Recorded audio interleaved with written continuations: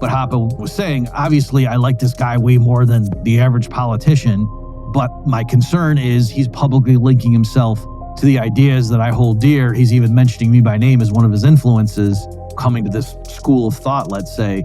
And so it concerns me if people are going to look at what happens in Argentina as like a referendum on the validity of my views. So no, this is, me, Murphy, now adding to that. You can see whatever else you want to say that Hoppe's concerns were justified, because now, as of those earlier tweets I showed you folks, people on the left are running victory laps and saying, I thought government was the problem and not the solution. And yet here comes Mr. Libertarian, Argentina man, asking for government bailouts. Welcome to InFi, the future of finance.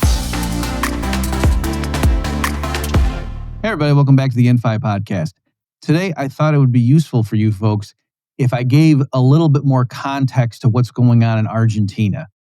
I'm sure many of you have seen the reports that when President Milei was in town for the UN meeting, that he also met with Treasury Secretary Bessent and Trump also. There was an informal thing in front of the cameras where they shook hands and whatnot. And Milei was getting assurances that he was going to get a multi-billion-dollar aid package and things like that. And so the left-wing peanut gallery on Twitter had a field day with that. So here, I'll just flash up some of the images for you folks. A couple of these guys are MMT accounts that I follow professionally. It's part of my job that, Jane Goodall would go out and study certain creatures in their natural habitat, and I keep tabs on the MMTers.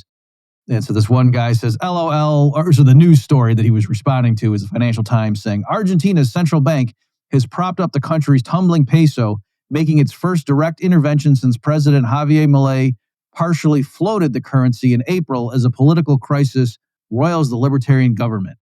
And so then this guy says, LOL, what happened to the free economics of libertarian/Austrian economists? Where are the von Mises clowns? I'm right here, thank you.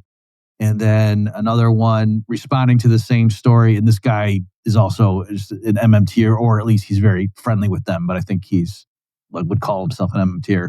Retweeting that same Financial Times story saying, to those who looked away when Argentina borrowed, $40 billion from the IMF, World Bank, and IDB in April, then claimed that Milei produced an economic miracle, in quotation marks, in Argentina, : you don't know what you're doing. Argentina has been, is, and will be a story about foreign currency denominated public bonds.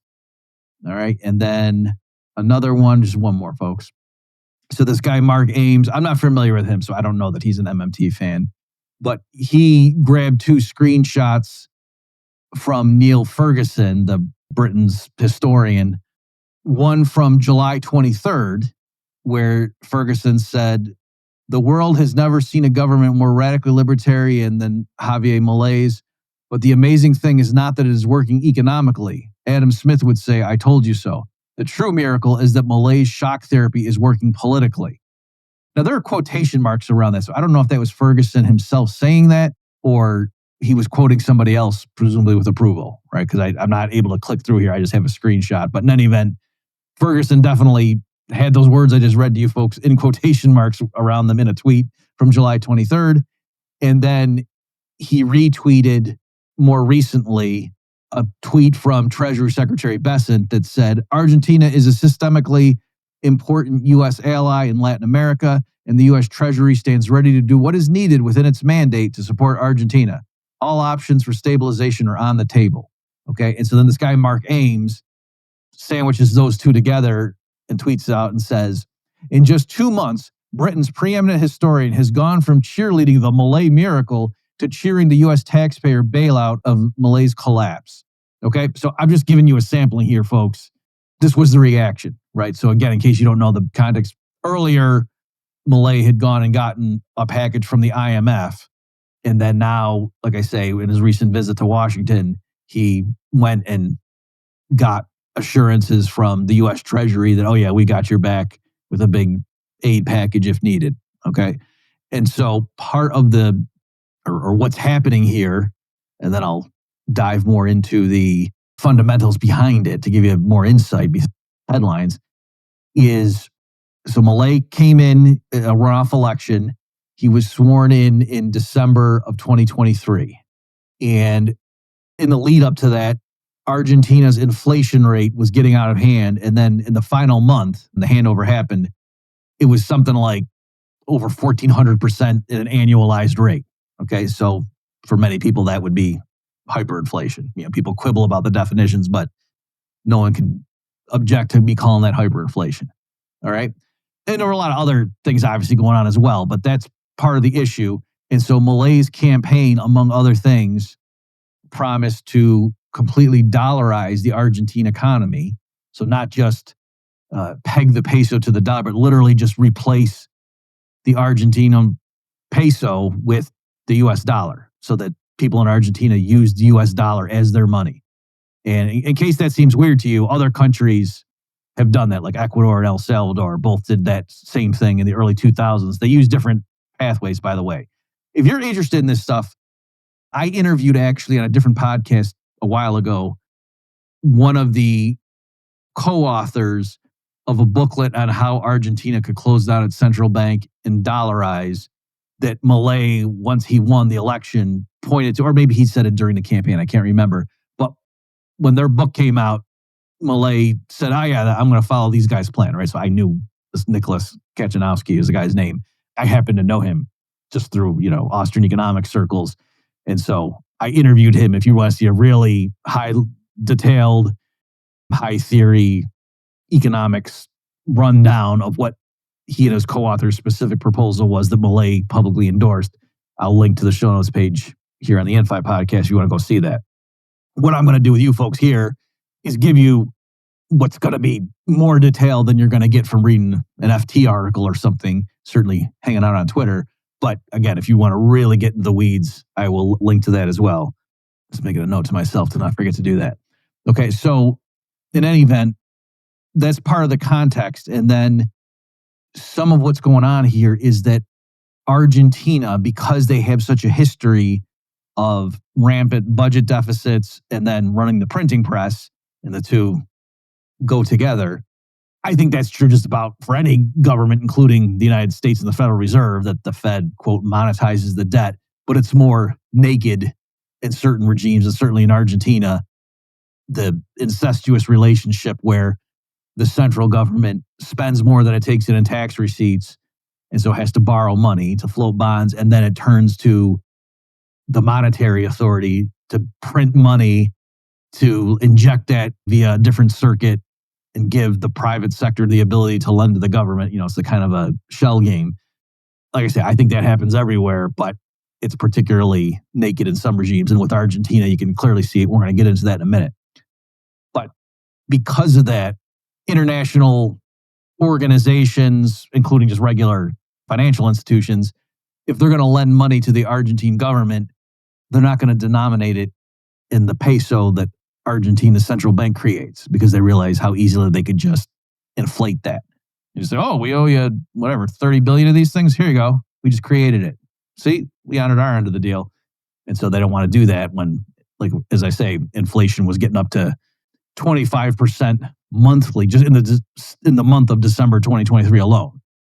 Prices went up more than 25%. And so, again, that's like 1,400% if you go ahead and do the math, annualized. All right, so that's why a lot of Argentina's international debt is denominated in other currencies.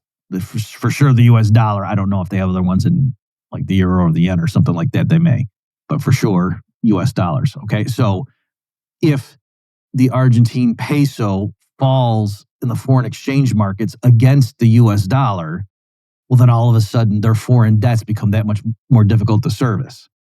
Okay, so that's the crisis that Milei is facing. And so you say, but why, if he's doing a good job, and by many metrics he is, right? When he came in right away, he balanced the budget. All right, it was certainly balanced by the first quarter of 2024, right? So again, he comes in December of 2023. So the first full quarter that he's in office, they had a balanced budget. And then that full year of 2024, they also had a balanced budget surplus. And I think that was the first time in like 14 years that had been the case for Argentina. Okay, so just very rapid, quick turn around, and there was a lot of painful cuts, government social spending programs, subsidies, and things like that, laid off a bunch of government employees, lots of protests, people calling him a fascist and all kinds of stuff, as you can imagine, a lackey of the imperialist, capitalist West, that kind of stuff. But he went ahead and did that. And so you might think, well, okay, if he balanced the budget, he's running a surplus, then why all of a sudden are they in trouble? And also he brought inflation way down. Okay, so again, when he took over, the monthly inflation rate was 25.5%, something like that. And then it dropped steadily. By July of 2025, that's the latest figure I have here that I'm looking at, the monthly rate was 1.9% of consumer price inflation. That's what I've been talking about when I've been throwing these numbers out. Okay. So to be clear, you might say, oh, that's pretty good, right?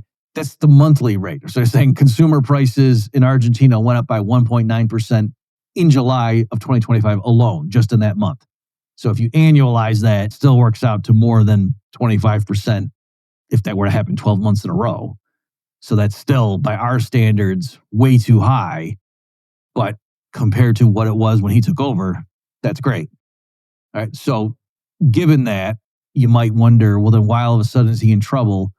And so the specific thing that's causing the peso to fall in the foreign exchange markets is that on September 7th of 2025, so just a few weeks ago as I'm recording this, the Buenos Aires province had their midterm elections ahead of the other provinces.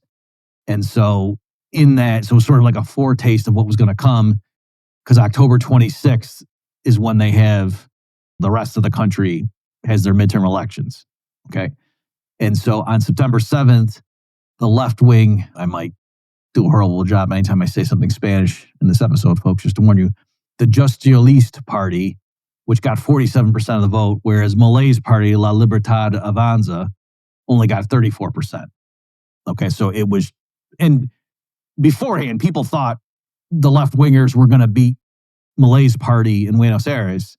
It's just, I think the margin of the defeat was surprising to people. And it looked like, oh, wow, like the people really are not happy with Milei's austerity budget and harsh cuts to social programs. That's the way they would describe it. So that's what happened. And so then investors were fearing, that means a lot of the reforms that Milei has implemented, stuff that we in the international investment community and, the IMF and all of these, they're not exactly free market, but they believe in markets per se, right? That those types of organizations looking to Milei and his reforms in Argentina would be very pleased and say, oh, okay, this isn't some crazy Marxist. This is in Milei's background, in case you don't know. He literally worked as a chief economist for HSBC. All right, that he was like a professor teaching macroeconomics, I believe. All right, he's written dozens of peer-reviewed economics articles, right? So he's trained as an economist. He's actually cited some of my stuff. Just want to get that out there. He's a good guy. He's well-read. Okay, so he certainly is friendly to the international investment banker community. And the problem is politically, he's not a dictator, right? He has to deal with a Congress. And so, and there's a lot of stuff going on too, where he would veto something and then they would override his vetoes and whatnot, right? So there was only so much he could do in terms of once he took over as president. All right. And so the concern among the frugal international investor community was, this September 7th Buenos Aires election is a bad foretaste, perhaps, of what's going to happen on October 26th. And if these left-wing groups block everything that Milei wants to do from now on, and a lot of the stuff just literally overturning it and pushing through stuff against his vetoes, then that's going to undo all of the good that he's done thus far. And hence, we're not sure that we're going to get paid back on these loans and things that Milei promised that he would honor. And so that's part of the issue. So that's why the peso then falls in the foreign exchange markets. And then again, like I said, even if Malay's, the revenue coming in and stuff, even if it's fine, even if the Argentine economy is okay, all of a sudden the debt service becomes twice as difficult if the peso gets cut in half. I'm just making those numbers up in terms of just showing you how that works. Okay, so that's the problem he faced. And so that was the context in which he's going to Washington with all this going on. And he says, hey, if needed, can I tap on you guys? I need an infusion of US dollars. And so they said, yeah, we got your back. We certainly don't want these leftists to be able to bully you and get you to, and that was part of the issue too, is Milei, to try to placate some of these people, was making an announcement that he would increase certain types of social program spending that he had earlier cut back. He was still saying, I'm not gonna run a deficit, right? Like, in other words, he was saying, we have a surplus right now, so I'll go ahead and partially undo some of these budget cuts that we earlier pushed through as part of this austerity program. And presumably he was doing that to try to placate some of the opposition voters and things going into this October 26th midterm. So that's kind of the idea.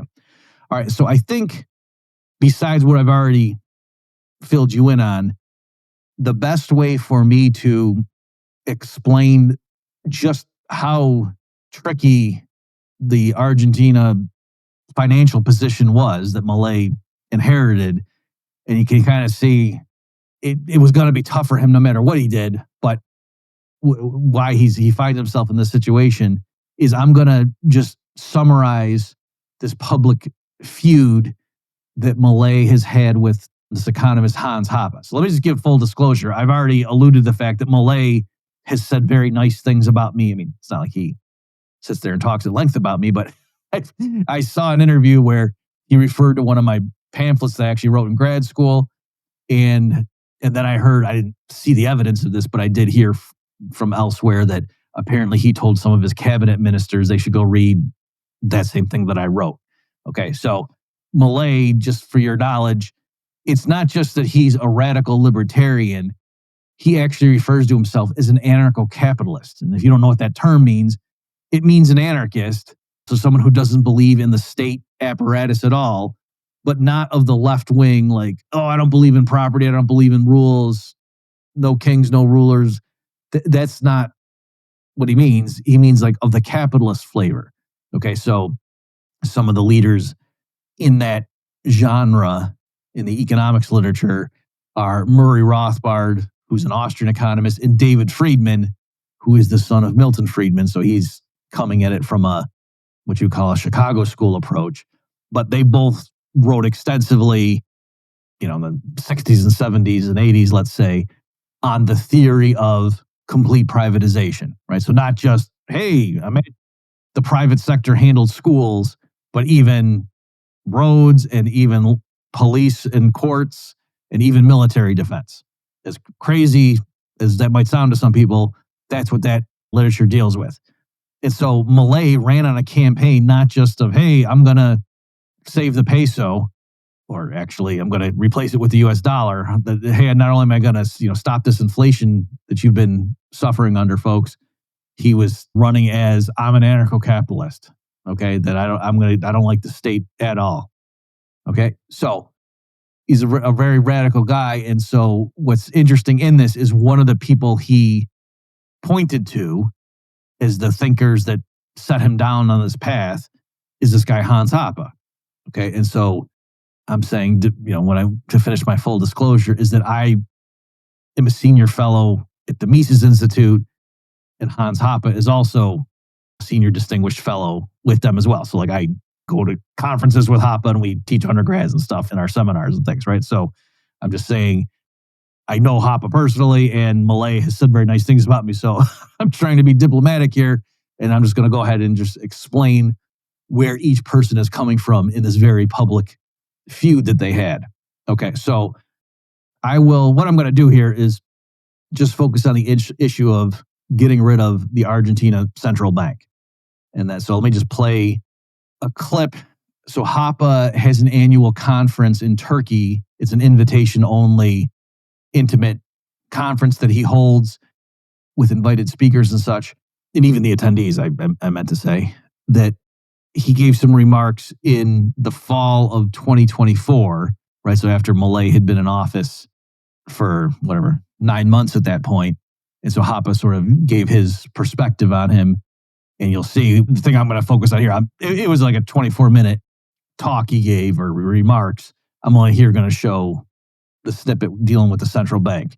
And then I will play for you Milei's response. It's going to be in Spanish. So if you're just driving around and you don't speak Spanish, it's not going to mean much to you. Of course, I'll afterwards explain in English what he said.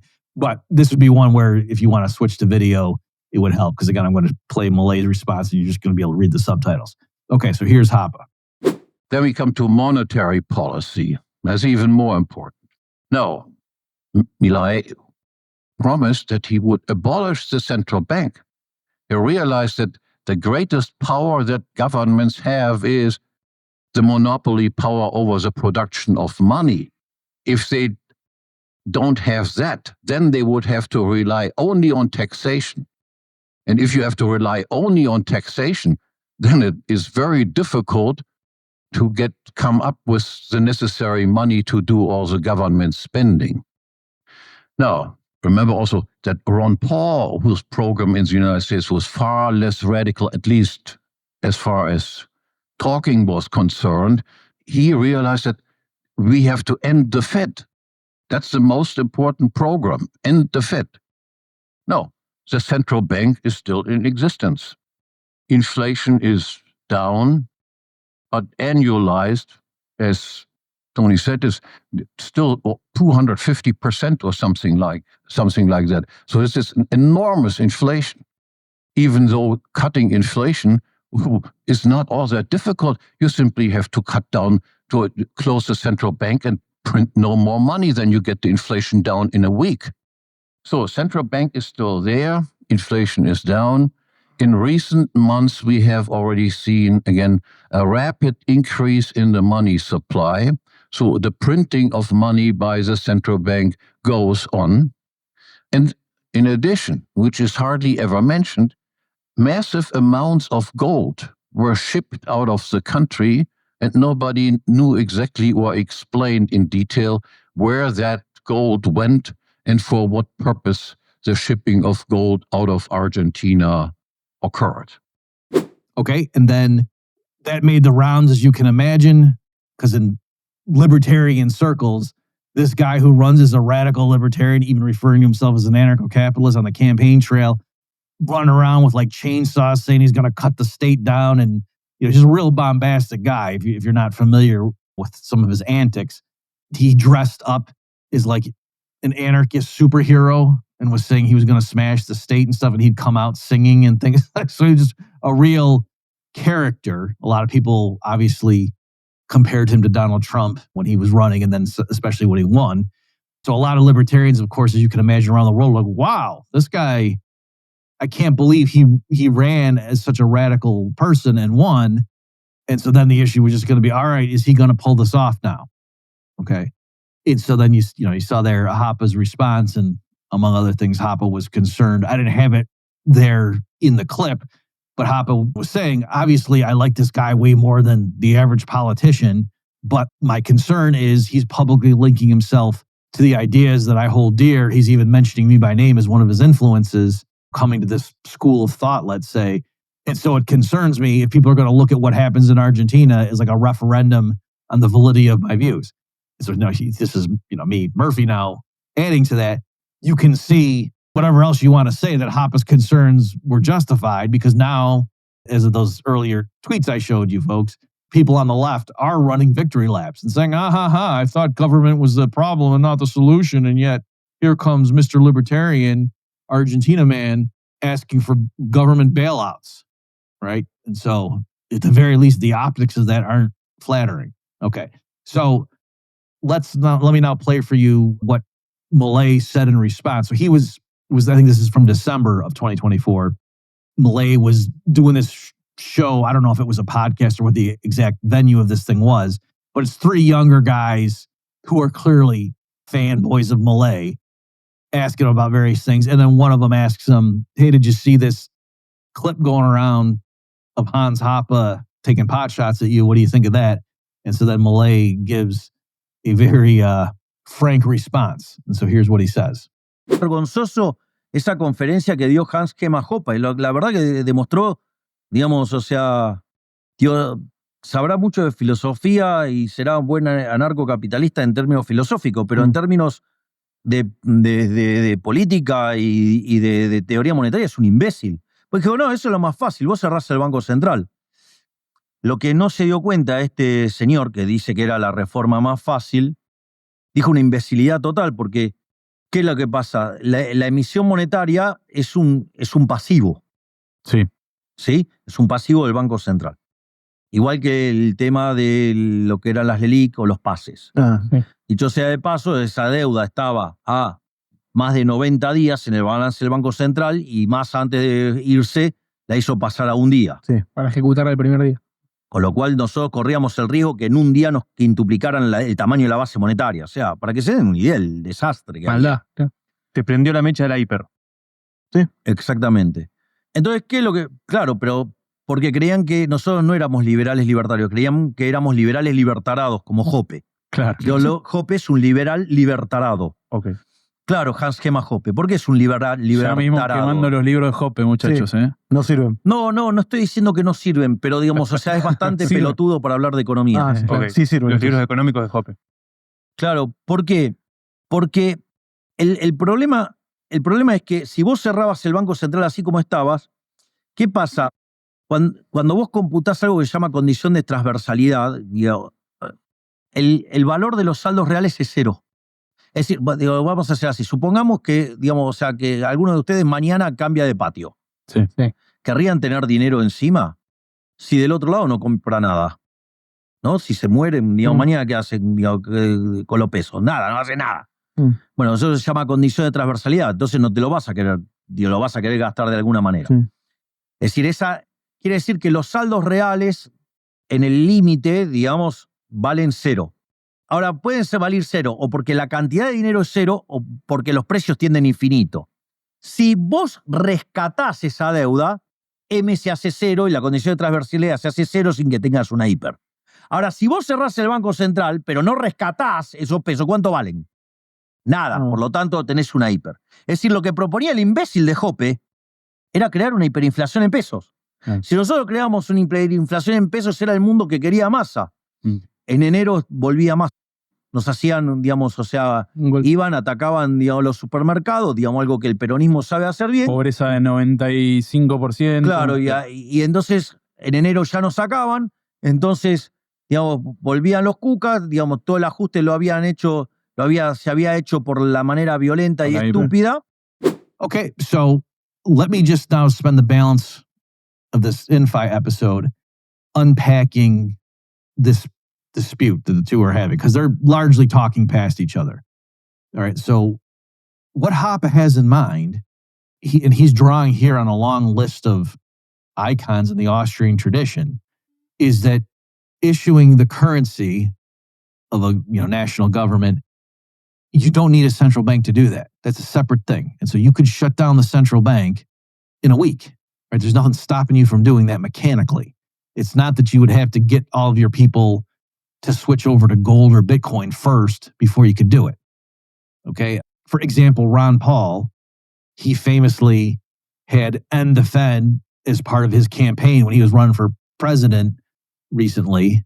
What was that? The 08 and was it 2012 elections? Okay. And so and if you get his book, it was called End the Fed. He says, I don't know if it's literally the first page, but it's definitely in the first chapter. He makes the point that, hey, I know this sounds crazy or very radical, but let's just keep some perspective here. When I say end the Fed, I don't mean that Americans would stop using the US dollar, because Americans in 1912, what currency did Americans use then? They used dollars, right? When was the Fed created? In late 1913. So clearly, the Federal Reserve is not the same thing as the US dollar being the money that Americans use. Right. So that, he made that point up front. And it's kind of to people who are in the know, they might say, yeah, what's the big deal? Of course. But I thought that was profound. Like, that had never occurred to me to make that point, even though intellectually I knew that was true. it never occurred to me to say that. And I realized when I would look then at people talking about Ron Paul and his idea to end the Fed, a lot of them thought it meant you're just going to get rid of dollars. Well, I mean, the whole world uses dollars. What are you, nuts? And that's not what he was saying. Okay. So likewise, when Hoppe is saying you can just shut down the Argentina central bank, he doesn't mean that all the pesos just disappear. He means you could transfer like the assets and the liabilities of the central bank to the central government of Argentina, and then they could take over that function. And he's saying, and you know what? Just stop printing more pesos. There's nothing stopping you from doing that. You can do that. Just don't print anymore. And then guess what?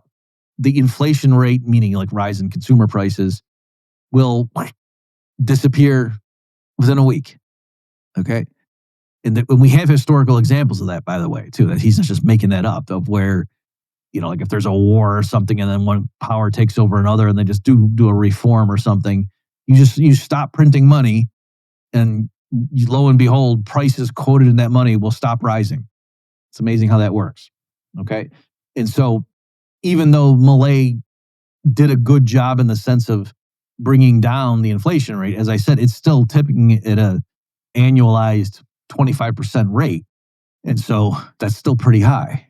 And by the way, in case you're wondering, it's not simply that, it's because the foreign exchange. No, that's not why. Like standard measures of the domestic money stock, like the monetary base or things like M1 and M2, if you're familiar with what those mean, that still is rising rapidly compared to like the US or something. So it's not as rapid as it was in the fall and winter going into the end of 2023, but still on an absolute scale, it's still rising. And again, we're going to get to it in a minute here, folks. You'll see more of why Milei really didn't feel he had an option. He had to kind of let that still roll. Okay, but that's what Hoppe means. And you might say, okay, but wouldn't that cause pain, right? There was a reason they were running the printing press like crazy, cranking out more pesos. If they all of a sudden just stopped on a dime, no pun intended, wouldn't that have serious consequences for government finances and whatnot? And yeah, but one of the key Austrian insights in terms of monetary theory is that unlike other goods, when it comes to the money good, increasing its quantity does not make society wealthier. If you double the amount of cars or houses or swimming pools or arable farmland, then the society as a whole is richer. There might, it's not like every single person necessarily, depends who owns what, and an increase in one type of thing might possibly hurt a few people, but overall, per capita wealth is definitely higher if you double the amount of houses, double the amount of cars, and so forth. But if you double the number of units of money, right, like if you just add it up, how many dollar bills, paper currency, do Americans hold right now? And then you just double that number magically. So that everybody right now who has 3 20s in their wallet all of a sudden has 6 20s in their wallet and so forth.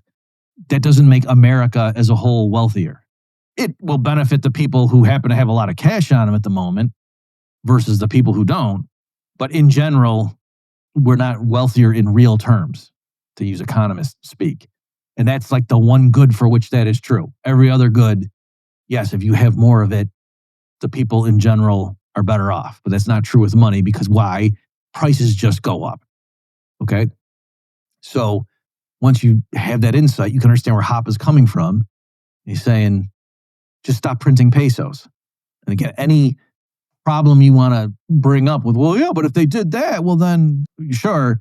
But the point is, printing more pesos or electronically creating more, it's not literally running the printing press necessarily in modern times, just creating more pesos to pay for stuff is not actually making that stuff more affordable in real terms.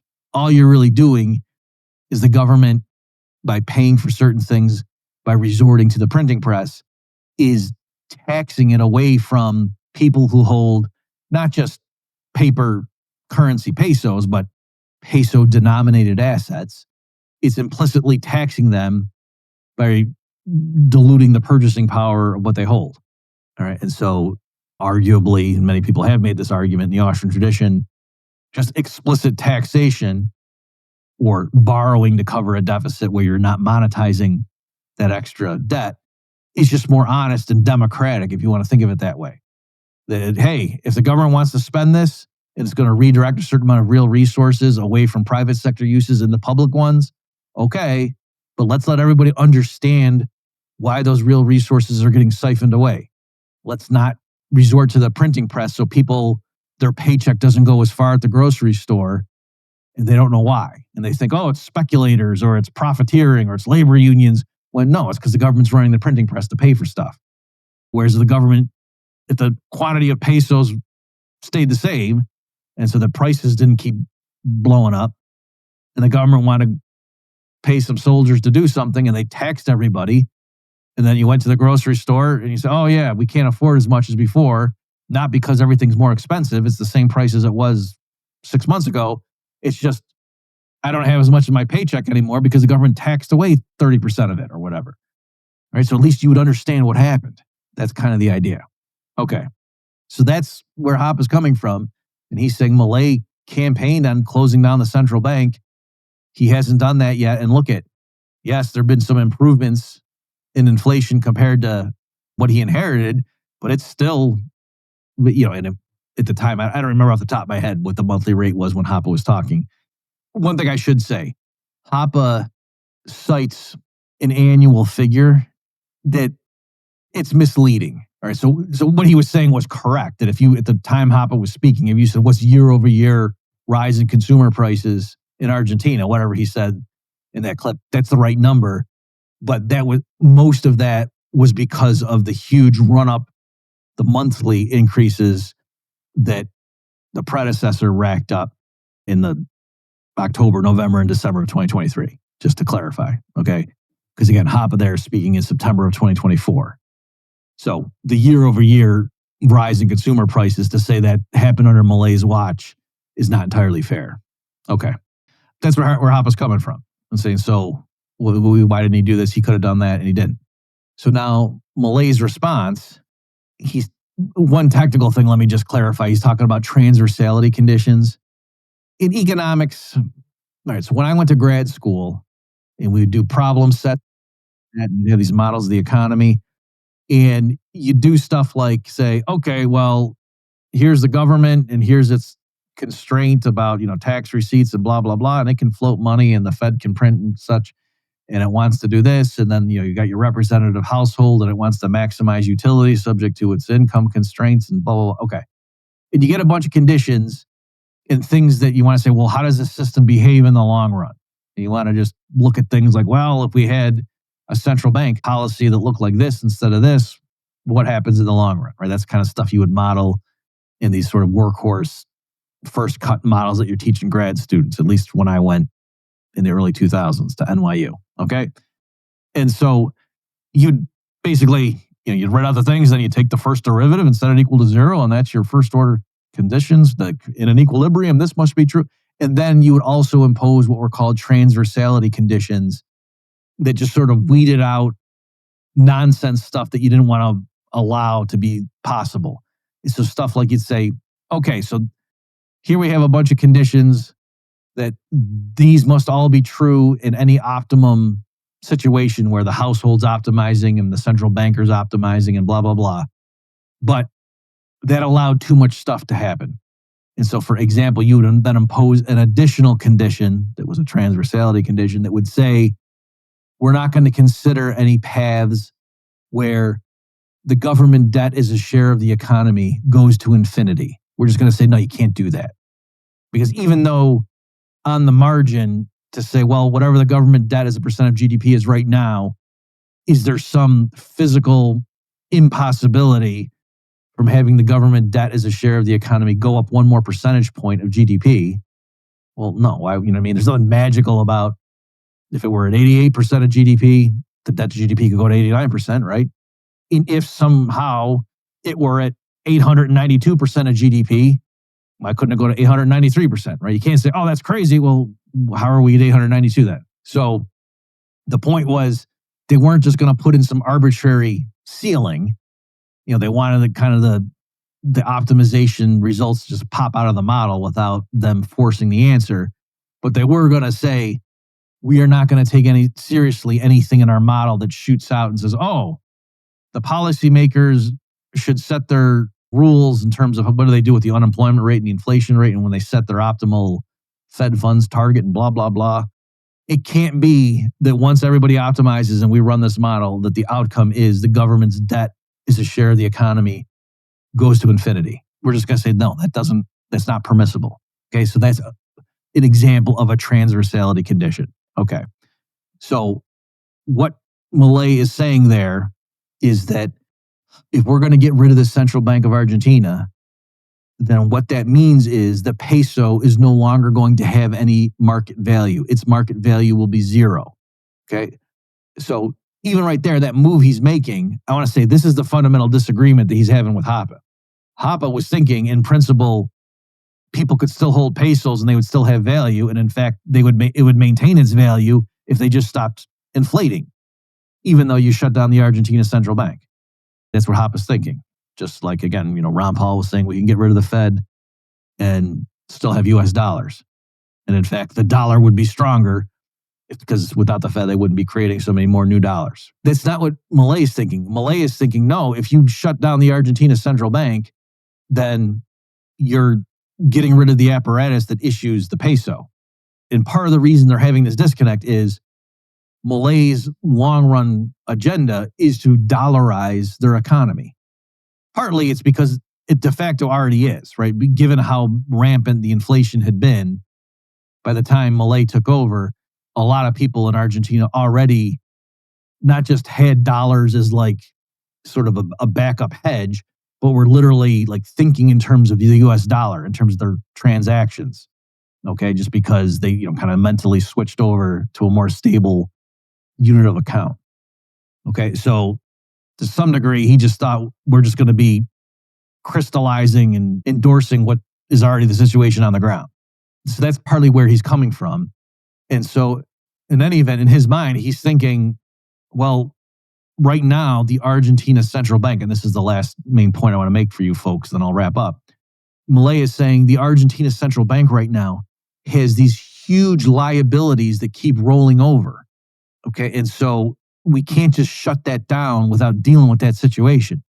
And so I'm adding some words to what he said, but I'm pretty sure this is in the spirit of what he meant. And I think if you heard me explain this, he wouldn't object and say I was misrepresenting his position.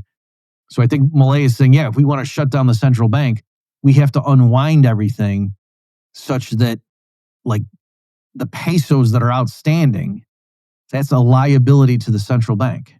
And think of it in the US context, a $10 bill, what is it? It's a Federal Reserve note, right? So currency on the Fed's books is a liability of the Federal Reserve. And then they have assets as well. They bought a bunch of treasuries and mortgage-backed securities and stuff like that, right? So the Fed's got assets and liabilities. And so likewise, the Argentina central bank has liabilities, one component of which is currency in circulation, actual pesos that people hold. But it also has these other types of liabilities that I'll explain in a second here. And so Milei is saying, yeah, if we shut down the central bank, then in the long run, it's got to be that the peso has zero market value because we're getting rid of it. We're switching over to dollars. And so he said there's two ways that can happen. One way is we completely absorb all the pesos, so people just transfer them for other things. And so that, the central bank kind of sucks all the pesos back and extinguishes them. And then once the central bank shuts down, you say, what's the value of any outstanding pesos? Oh, zero. Okay, because there aren't any. No one's holding them. He said, but if we shut down the central bank before sucking up all the pesos, and now they're just circulating, and we know in the long run that they're supposed to have a value of zero, well, how does that happen? If people are still holding pesos, well, that means the value of each peso must also be zero. So what does that mean? Well, to say the value of a currency is zero means that prices quoted in that currency went to infinity, which is, ultimate hyperinflation. Okay, so that's the point he was making if you went through and watched and read all the subtitles in that video that I just played for you. Okay, so let me now, and he also was talking about the leaks and things like that, so I'll just spell out that's the last point I'll make here. Okay, so LELIQ, which is spelled LELIQ, and in the plural they add an S to it. I think the direct translation is like a liquidity note. All right, so there are short-term bonds that the Argentina central bank would issue. All right, so it wasn't, so in the US context, it's not a treasury bond, right? It's not a bond issued by the federal government in terms of its fiscal policy. It would be as if the Federal Reserve borrowed money from the private sector and issued a bond that said, this is the owner of this will get whatever, $1 million paid by the Federal Reserve 3 months from now. That's what that would be like. And so those were called LELIQs. They're short-term bonds. They were issued by the Argentine Central Bank, and they matured in 28 days, right? So that was their maturity length. And in 2023, they had constituted about 40% of commercial bank assets. Okay. So that's an interesting situation where the commercial banks, 40% of their assets were just these term bonds issued by their own central banks. That's kind of weird. Okay. When Milei gets elected, but before he was sworn in, the commercial banks rapidly switched over. Instead of holding these LELIQs, they switched over to these pases pasivos. I don't know if I'm pronouncing that correctly. And that was reverse repos from the Argentine Central Bank, which matured every 24 hours. They were just 1 day in maturity length. Right? So there's a sense in which, like this debt bomb, if you want to think of it like that, that the Argentine Central Bank was sitting on, the fuse went from being 28 days long to only 1 day. And Milei takes over with this situation. And you say, oh, well, how big a deal was this? The size of this debt that they kept rolling over daily, as of when Milei took over, was 4 times the size of the peso monetary base. So let me just put it, if we were to translate it into the US setting, right now, the US monetary base is about $5.7 trillion. So can you imagine if the Federal Reserve, in order to to dampen price inflation, to kind of suck dollars out of the economy, imagine if they issued $23 trillion worth of bonds, right? Because the Fed sells bonds for money. It's like sucking $23 trillion of dollars of money out of the economy. And now people are sitting on bonds. You can't go to the grocery store and spend a bond. You can spend money, dollars. So that would help to keep a lid on consumer price inflation. And then you say, oh, well, what's the interest rate on those bonds? Oh, it's about 60% in an annualized rate. Okay, so imagine the Fed with these numbers is rolling over $23 trillion of bonds daily at a 60% annualized rate of interest. So that means the annual interest expense on that is $14 trillion a year, which is more than double the whole federal budget right now. So can you imagine if that's the situation the Fed was in? You say, oh, forget that. Just let it roll. Just let the bonds mature and just pay it out to where you can create money. And then, oh, okay, we just create an extra $23 trillion and hand it out to people. Can you imagine what that would do to prices if we're coming off of a jag where prices had been rising 25% per month, right? So that's the situation they were in. And the Milei takes over. And so you can see why he thought it was so important to immediately balance the budget, is because that was partly what was going on. That was why they found themselves in this position, is because previously the government would spend more than it took in receipts and the central bank would cover it by just creating money. And if that started pushing up prices too rapidly, the central bank would issue bonds to suck some of those pesos out of circulation and just keep rolling that over. But then as everything's getting out of control, the interest rate on that debt going up, and then it just keeps this never-ending cycle. And so Milei taking over, the central bank had to keep creating more pesos to pay the interest servicing costs on this crazy debt bomb it's sitting on. And so Milei's plan, and this is partly what I got into with Nicholas Kachanovsky, that I alluded to earlier, was he had this intricate plan about, well, here's one way you could. The idea was, well, we got to run surpluses for a while and kind of whittle down the size of this debt bomb before we can finally get it under wraps and then start transferring assets and liabilities to the Treasury and just shut down the bank and then dollarize. But it was like, we got to deal with this thing. We got to knock it down to size before we can try to absorb it and just switch over to dollars. That was the idea. Okay. So now that I hope I've given you more insight into what is going on in Argentina and why Milei is in this untenable position, I'm just going to float out the possibility, and this is something that Hoppe said, not in the snippet I gave to you folks. It's possible that the best thing he could have done and what he should have done, taking over and just campaigned on this, so it's not a surprise, is just said, yeah, we're not going to honor all these debts. This is crazy. This is too much. My predecessors dug us into a hole. I'm going to come in. Hey, I've got experience from the investment banking world. I'm a trained economist. We're going to do what we can. We're going to work out deals with all these people. We're not just going to stiff everybody, but we can't make all these payments. This is crazy. We're going to have a partial default and come what may. But you know what? My administration will be prudent going forward, and any new debt that we issue, we will honor. But this stuff I'm inheriting from my predecessors, this is crazy. This is too painful for the people of Argentina. He could have said something like that and, had specific numbers. It would have been bad. But again, no matter what he does, it's going to be bad. And I will say, last thing here, someone might object and say, well, that's not very free market and libertarian. Just default on your defaults on debt happen in the free market, right? If a company issues a bunch of bonds and then their sales projections are, don't pan out, they can default. They can have partial defaults. There's nothing. I'll tell you what's not free market is going to the IMF or the US Treasury and saying, I need a bailout, right? With funds that you got via the taxpayers, and when you think taxation is theft, according to your official philosophy, right? So I was saying that's not libertarian either. So anyway, I hope things work out for Milei, partly just for the people of Argentina, but also for the reputation of the philosophy that I like. I'm a libertarian and have written stuff on anarcho-capitalism as well in terms of the theoretical literature that he was alluding to. And so I would not like this to be a PR disaster besides the fallout for the average people of Argentina. But in any event, that's the situation. And I hope, if nothing else, I have given you more insight into what's going on down there. All right. Thanks for your attention, everybody. See you next time.